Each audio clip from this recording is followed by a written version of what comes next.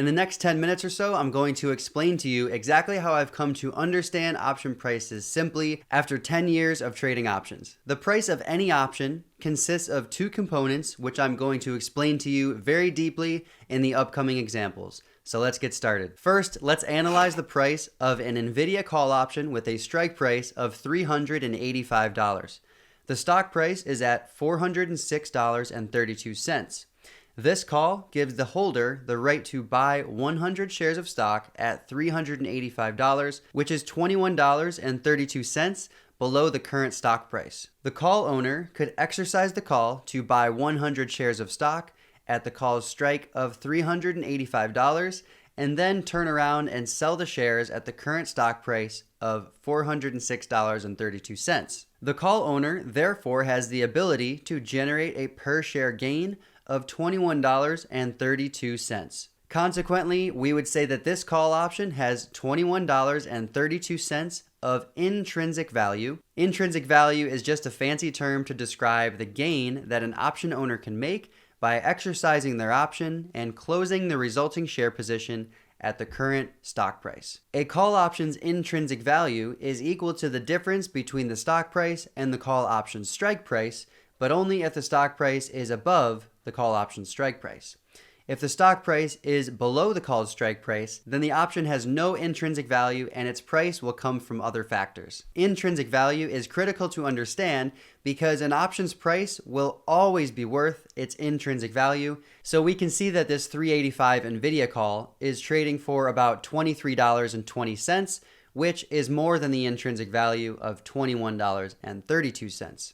Let's quickly analyze a put option to see how intrinsic value works for put options. Here we're looking at a Tesla put option with a strike price of $270. Tesla's stock price is currently at $257.50.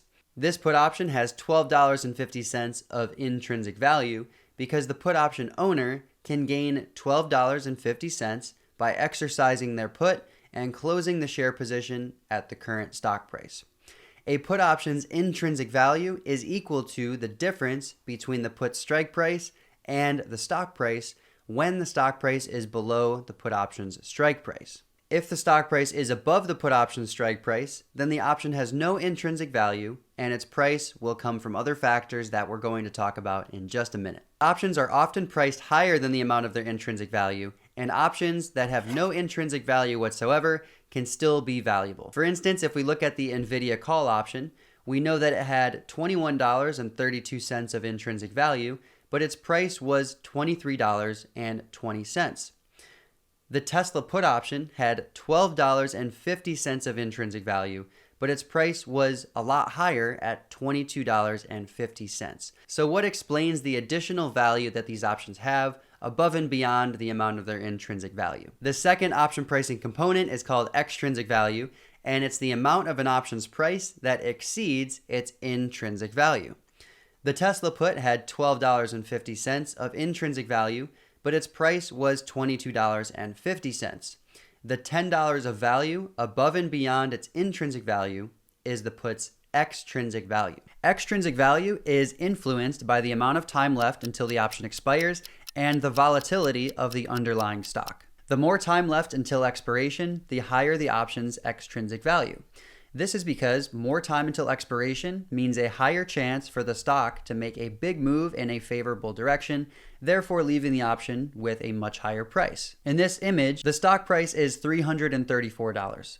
The 335 call option, with 38 days to expiration, is trading for $9.30, while the 335 call option with 94 days to expiration is trading for $17.40. These calls are 100% extrinsic value since the stock price of $334 is below the call's strike price of $335. The longer dated call has way more extrinsic value than the shorter dated call due to the increased time for Microsoft's price to increase, leading to a much more valuable call option. So the first factor to keep in mind when understanding an option's extrinsic value is the amount of time to expiration. Consider a call option with a strike price of $200 and a stock price remaining steady at $200 as the option approaches expiration. As time passes without a change in the stock price, the probability of a large stock price increase falls, leading to a reduction in the call option's price.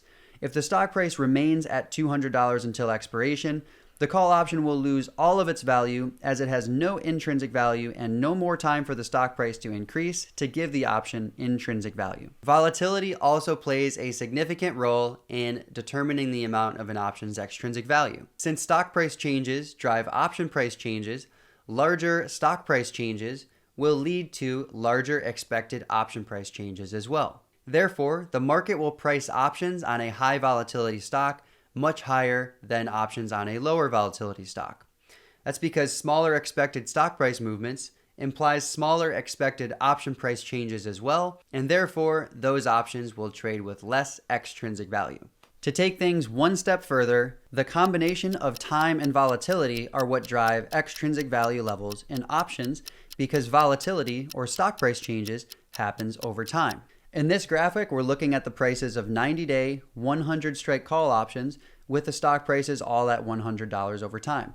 Each stock has a different level of expected volatility, from 15 to 50% annual expected movements.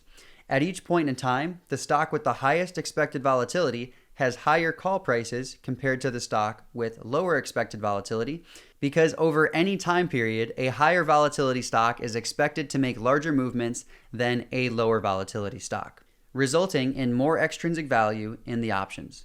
But as we can see, regardless of the expected volatility of the stock, if the options have no intrinsic value, then all of the options will trend to zero by expiration if they don't gain any intrinsic value from becoming in the money, or the stock price getting above the strike price in case of a call option. All else equal, options with more extrinsic value will lose more money on a daily basis compared to options with less extrinsic value. So time to expiration and volatility expectations are two major drivers of an option's extrinsic value and its price overall, but there is another factor, which is the strike price relative to the stock price. Options with strike prices far out of the money have lower and lower prices because they are less likely to become in the money before expiration, which means they have a high likelihood of expiring worthless. It doesn't matter how much time there is until expiration or what a stock's expected volatility is, the further out of the money an option is, the lower its price will be because it has a lower probability of being valuable at expiration. Option prices are essentially a function of how likely they are to be valuable at the time of expiration. If an option has a high probability of being worthless at expiration, its price will be low. And conversely, if an option has a high likelihood of being really valuable at expiration, its price will be much higher. To illustrate this, in this graph, we're looking at the prices of call options at various strike prices with the stock at $100. All of these call options have 90 days to expiration. As we can see, the higher the strike of the call, the lower its price. And the calls at strike prices below $100 have intrinsic value because the stock price is at $100. As an example, the 80 strike calls are worth $20 because they have $20 of intrinsic value and a little bit of extrinsic value since they do have 90 days until expiration. However, the 105 calls are purely extrinsic value, but are more valuable than the 115 calls because it's more likely for the stock price to exceed 105 as opposed to 115, regardless of the time period. If we add puts to this graph, we get the opposite curve because put options have intrinsic value when the stock price is below their strike prices. And therefore, the highest strike puts have lots of intrinsic value, while the lowest strike puts are purely extrinsic value and have a low probability of expiring in the money. So the lower the strike price of a put, the cheaper its price will be. If we bring all of these things together, we understand that options are always worth their intrinsic value, if any, since the value of buying or selling shares at a more favorable price than the current stock price can be captured by the option owner by exercising the option and closing the resulting share position at the current stock price. Because of this, intrinsic value creates a price floor for an option, because a trader who owns an option with intrinsic value would never sell it to another trader for less than the intrinsic value, since they can capture that profit themselves by exercising the option and closing the resulting stock position at the current market price of the shares. The next thing we learned is that even without intrinsic value, an option can still be valuable via extrinsic value. And we learned that if an option has no intrinsic value, the amount of extrinsic value it has depends on how likely the option is to experience large price increases before expiration.